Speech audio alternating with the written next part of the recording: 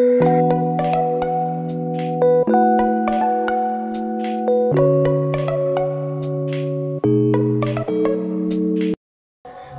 Assalamualaikum warahmatullahi wabarakatuh. Waalaikumsalam warahmatullahi wabarakatuh. Baik, sebelumnya perkenalkan nama Ibu Guru, Ibu Irna Komala Dewi. Murid-murid sekalian bisa panggil Ibu Komala ya. Iya Ibu. Nah, semoga hari ini murid-murid semua dalam keadaan yang baik ya, agar kita juga dapat melaksanakan pembelajaran dengan baik pula. Tapi sebelum itu, Ibu Guru akan melakukan absensi dulu ya sebagai perkenalan dan melihat siapa saja yang hadir hari ini. Baiklah, Julian Salisti. Hadir Bu Guru. Namiratun Sa'rah. Hadir Ibu Guru. Ya baiklah, karena semuanya sudah hadir, pembelajaran hari ini bisa kita lanjutkan ya. Hari ini kita akan belajar tentang mengidentifikasi karakteristik geografis Indonesia sebagai negara kepulauan atau maritim dan agraris. Tapi sebelum itu, Ibu Guru akan menampilkan sebuah video agar kita lebih semangat lagi dalam belajarnya ya. Ibu Guru, apakah video itu tentang Indonesia? Ya betul sekali, video yang akan Ibu Guru tampilkan itu sebuah video lagu yang berjudul Dari Sabang Sampai Merauke. Diperhatikan ya murid-murid. Iya Ibu Guru. Ayo kita bernyanyi ria.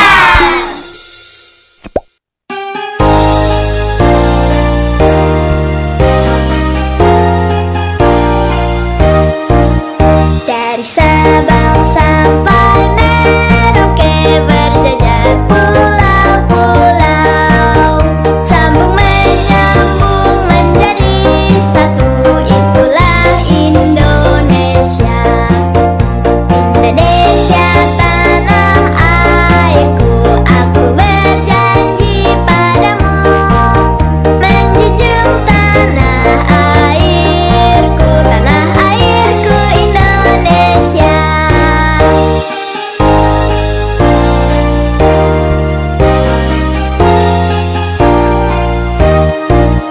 Dari Sabang sampai Merauke berjajar pulau-pulau, sambung menyambung menjadi satu, itulah Indonesia. Indonesia tanah airku, aku berjanji padamu, menjunjung tanah airku Indonesia.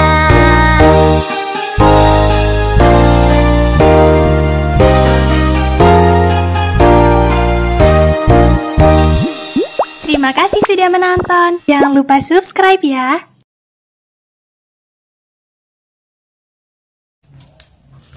Nah itu tadi cuplikan dari video lagu yang berjudul Dari Sabang Sampai Merauke yang akan menjadi pengantar kita dalam pembelajaran hari ini.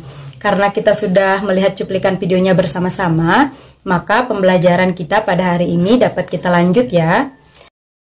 Hari ini kita akan mempelajari tentang mengidentifikasi karakteristik geografis Indonesia sebagai negara kepulauan atau maritim dan agraris.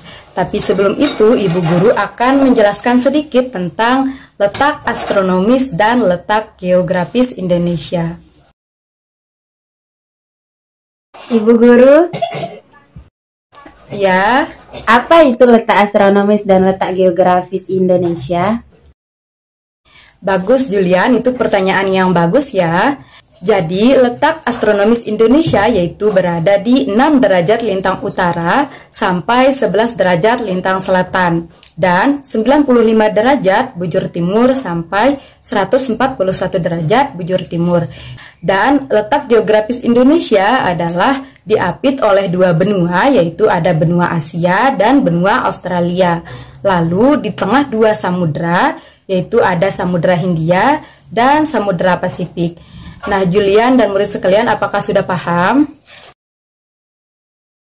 Paham, Nah, Ibu Guru. murid-murid, karena kondisi Indonesia yang sangat strategis ini tentunya akan membawa pengaruh baik itu terhadap kehidupan ekonomi, sosial, budaya, komunikasi, dan transportasi. Tapi sebelum Ibu Guru menjelaskan pengaruhnya apa saja, Ibu Guru akan menjelaskan terlebih dahulu pengertian dari Indonesia sebagai negara kepulauan atau maritim dan agraris. Indonesia sebagai negara kepulauan. Indonesia terdiri dari banyak pulau yang terbentang dari Sabang atau ujung barat sampai Merauke atau ujung timur, seperti video lagu yang sudah kita sama-sama saksikan tadi. Nah, yang kedua, Indonesia sebagai negara maritim. Nah, apa maksudnya Indonesia sebagai negara maritim? Indonesia sebagai negara maritim atau negara kepulauan dengan wilayah laut terluas di dunia. Indonesia memiliki potensi besar menjadi poros maritim dunia dan merupakan unsur penting bagi kemajuan dan kejayaan sebuah negara. Lalu, Indonesia sebagai negara agraris. Maksudnya Indonesia sebagai negara agraris ini apa? Yaitu sebagian besar penduduk Indonesia memiliki mata pencaharian sebagai petani dan bercocok tanam. Nah, murid-murid sekalian, itulah beberapa pengertian dari Indonesia sebagai negara kepulauan atau negara maritim dan agraris. Lalu selanjutnya Ibu Guru akan menjelaskan terkait pengaruh dari karakteristik Indonesia sebagai negara kepulauan atau maritim dan agraris dalam bidang ekonomi, sosial, budaya, komunikasi, dan transportasi. Tapi Ibu Guru akan menjelaskan satu persatu ya. Nah, pengaruh yang pertama yaitu pengaruh dalam bidang ekonomi.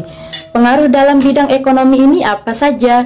Pengaruh dalam bidang ekonomi ini dibagi menjadi dua, murid-murid. Nah, yang pertama itu pengaruh dalam bidang ekonomi di sektor maritim. Nah, pengaruhnya apa saja? Yaitu yang pertama, terbentuknya lapangan pekerjaan yang berhubungan dengan laut atau perairan. Nah, mungkin murid-murid punya orang tua atau keluarga orang yang murid-murid kenal yang bekerja sebagai nelayan. Nah, itu adalah salah satu contoh kecil yang menjadi pengaruh dalam bidang ekonomi di sektor maritim. Nah, lalu pengaruh yang kedua yaitu Indonesia menjadi jalur perdagangan dunia dan dapat menambah devisa negara. Nah, yang ketiga, banyaknya tempat wisata yang indah menunjangnya perkembangan bidang pariwisata. Nah, mungkin murid-murid sekalian nih sering jalan-jalan ke pantai. Nah, itu salah satu pengaruh dalam bidang ekonomi di sektor maritim. Nah, lalu pengaruh yang keempat yaitu memiliki biota laut yang beragam. Nah, contoh kecilnya misalnya seperti ikan dan rumput laut. Nah, pengaruh yang kelima yaitu memiliki sumber bahan mineral dan energi. Nah, itu merupakan pengaruh dalam bidang ekonomi di sektor maritim. Nah, lalu bagaimana dengan pengaruh dalam bidang ekonomi di sektor agraris? Yaitu pengaruhnya terbentuknya lapangan pekerjaan dalam bidang pertanian atau bercocok tanam. Mungkin murid-murid pernah melihat petani atau tukang kebun. Nah, itu salah satu contoh kecil dari pengaruh dalam bidang ekonomi di sektor agraris. Nah, lanjut pengaruh yang kedua yaitu pengaruh dalam bidang sosial. Nah, pengaruhnya apa saja? Pengaruhnya yang pertama yaitu banyak terjadi pertukaran informasi dari berbagai negara terkait pengetahuan dan teknologi. Lalu yang kedua, terjalin komunikasi dengan mudah dan bahasa yang beragam. Bahasa yang beragam di sini maksudnya apa? Ada bahasa Indonesia, ada bahasa daerah, dan bahasa asing. Nah, biasanya bahasa daerah sering nih murid-murid gunakan dalam kehidupan sehari-hari, misalnya berkomunikasi dengan orang tua ataupun teman bermainnya di rumah. Lalu pengaruh yang ketiga yaitu adanya interaksi kelompok masyarakat dengan kelompok masyarakat lainnya yang menyebabkan budaya dan nilai yang tertanam di masing-masing daerah mengalami pembaruan. Lalu pengaruh yang keempat yaitu munculnya komunitas atau perkampungan etnis tertentu, misalnya seperti kampung percinaan, kampung India, dan kampung Arab. Nah, lalu selanjutnya yaitu ada pengaruh dalam bidang budaya. Pengaruh dalam bidang budaya ini dapat menyebabkan terjadinya akulturasi. Nah, apa maksudnya akulturasi di sini? Akulturasi adalah pencampuran.